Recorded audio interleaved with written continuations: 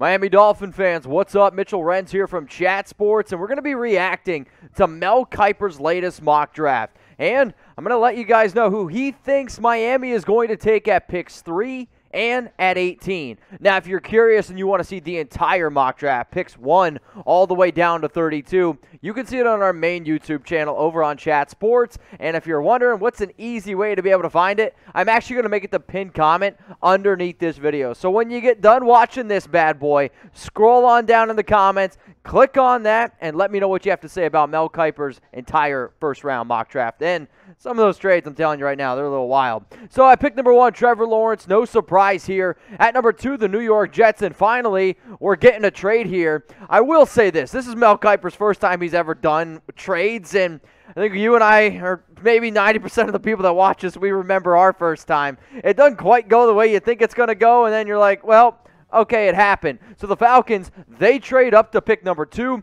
The New York Jets, they trade back for a number 4, the number 35 overall pick. And as Mel Kiper said, more picks. I don't know what more picks are. Sorry, Mel. You gotta give me a little bit more than that. So at pick number 2 here, we got Zach Wilson going to the Atlanta Falcons, but now it's the Miami Dolphins' turn. This is why you guys clicked on this video, because the amount of rumors, the amount of draft rumors wondering who the heck is going to be the pick here at number 3, before I give you the answer to that, I want you to go down in the comments section and let me know. Who would you want the Dolphins to draft at number 3? When I first saw the video about trades, I would have actually probably put some money that Miami would have been one of those teams to trade from 3 all the way down, maybe to pick number 8, maybe to pick number 4. Who knows? But I am curious to see what you guys have to say. So in Mel Kiper's mock draft, he has Miami going with wide receiver from Alabama, Devonta Smith. Now, there's been multiple reports out there recently that apparently maybe Smith might have said some things about he liked catching footballs from Mac Jones more than Tua. I don't know how true that is, but I do know this. This guy was unguardable for Alabama this season. It's very, very difficult to win Best Wide Receiver of the Year. It's even more difficult to win Heisman Trophy at the wide receiver position. But when you're putting up these type of numbers, I mean, you can't quite ignore it. So why exactly did Mel think that, okay, at number 3, Miami is going to take Devonta Smith? Here was his reasoning behind that. Let's reunite the Heisman Trophy winner with his former quarterback, Tua Tagovailoa, who completed 83 passes for 1,519 yards and 18 touchdowns to Smith from 2017 to 2019. Miami needs to upgrade its wide receiver core.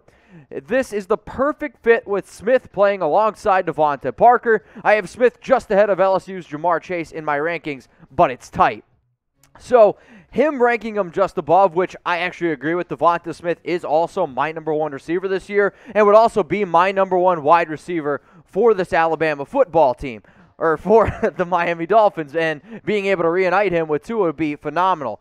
Now, there was a few concerns that I know some people have, and some people might have docked him for maybe he's a little bit undersized in terms of weight, or he doesn't have elite speed.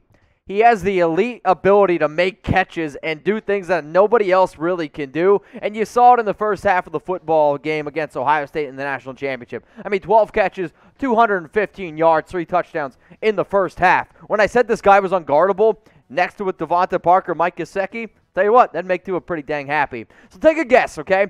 Look into the crystal ball. Let's say this is the pick that actually happens. I want you to try to predict Devonta Smith's receiving yards in 2021. If you want to be an overachiever, if you want to tell me targets, receptions, touchdowns, hey, I will never say no to that. But I want you all to go ahead and predict his receiving yards in 2021. Let's keep walking through now Mel's mock draft. Kyle Pitts went to the Jets at 4. Penei Sewell, offensive tackle from Oregon, to the Bengals. At number 6, Jamar Chase. When I think about all the picks that could potentially go to the Miami Dolphins at number 3, I'm thinking Jamar Chase, Penei Sewell, Devonta Smith. So I was happy that Miami was able to get at least one out of the top 3 players. You can see the other picks here. If you want to see the trades and all the other weird stuff that goes along with it, remember, the pinned comment on today's video is Mel Kiper's mock draft. So if you guys are big-time Miami Dolphin fans, you hitting that? You know what I'm talking about. You hitting that? All right, if you're not hitting that, that whole thing was really, really weird. So seriously, hit the big red button that says subscribe. Join the show. We are getting more and more subscribers each and every day, but it's simple here. More subscribers equals more videos. So go ahead and hit that. All right, at pick number 11 here, we got Jalen Waddle, wide receiver from Alabama, going to the Giants. Parsons, Slater, Elijah Vera-Tucker, and I thought one of the best values in MEL'S mock draft. There's some other good values a little bit later on, but number 15, Caleb Farley, cornerback from Virginia Tech. I did like that pick a lot. Something that y'all are going to like a lot. A good deal, right? I mean, who doesn't? And St. Patrick's Day, it's right around the corner. If you're looking for the best deals right now on the internet in terms of gear for the Miami Dolphins, it's this stuff we got going on right now. Chatsports.com/DolphinsGreen. Now, it's not just the t-shirts, it's not just the long sleeve or the hoodies that y'all are seeing on here. It's all different styles of Miami Dolphins St. Patrick's Day gear. Now, if you're like me, you like to be able to go out, you like to have a good time, right? I mean, who doesn't like to have a good time? But on St. Patrick's Day, it's always the day that I never know what I'm going to wear. So you could get yourself a Dolphin shirt that you can wear on St. Patrick's Day, and you can wear it the other days of the year. Nobody's going to worry about it. Or you can go to Party City, spend $100 on a costume that you're probably only going to wear once. Yeah, come on, let's be real. Chatsports.com/DolphinsGreen. Go get yourself set up. All right, now we're getting closer to the Miami Dolphins' 18th pick. The second pick in the first round, 18 overall. I'll get it together sooner or later. J.C. Horn, pick number 16.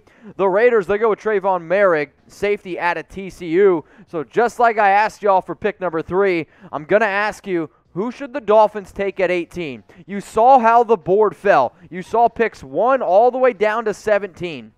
So I'm curious, who you guys would want the Miami Dolphins to go out and take at number 18? At pick number 18 of Mel Kiper's mock draft, he has them taking Jeremiah Owusu-Koramoah, outside linebacker from Notre Dame. In my opinion, this guy is a do-it-all outside linebacker who can blitz, he can cover, and sure, his numbers from 2019 and 2020, they are a little bit different, but if you're looking for an incredible athlete who can fit in multiple different schemes like Miami likes to run, whether it's a 4-3 or whether it's a 3-4, it's a good fit. And one of the biggest needs for this Miami defense is being able to find an athletic linebacker like Owusu-Koramoah. So here's what Mel Kiper had to say, I guess, in the write-up section of why he decided to go with Jeremiah Owusu-Koramoah, even though his first paragraph has nothing to do with them. I'm interested to see what Miami does in free agency. With a deep class of free agent receivers, it's possible this team could find its number 1 wide out there instead of using the number 3 pick on one. In that case, I'd still suggest drafting a receiver with one of the best picks, and or with one of these picks, and thinking defense with the other. Here's the second part, which is actually about Jeremiah Owusu-Koramoah.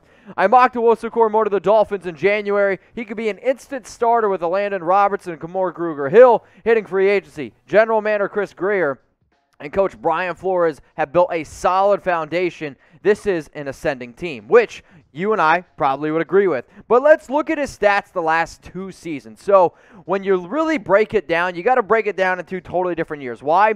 2019, I'll be honest with you, you're going to see the numbers on screen, 80 tackles, tackle for loss, sacks. They're better than what he did in 2020. But you got to remember, I actually think the competition that he played in 2020 was a lot more difficult, and you also got to see him go up against Clemson twice. Was he great in both of those games? I thought he played pretty good, honestly, and when I really evaluate a lot of these Notre Dame players, I don't care what they do against some of these other schools that they play because they're not as strong. No, watch what he does against Clemson. You're going to be very impressed. And he won the Dick Butkus Award, which is outside linebacker, the best outside linebacker in college football. Man, just tripping over my words. So grade Mel's mock here. At pick number 3, Devonta Smith, wide receiver, and Jeremiah Owusu-Koramoah, outside linebacker from Notre Dame.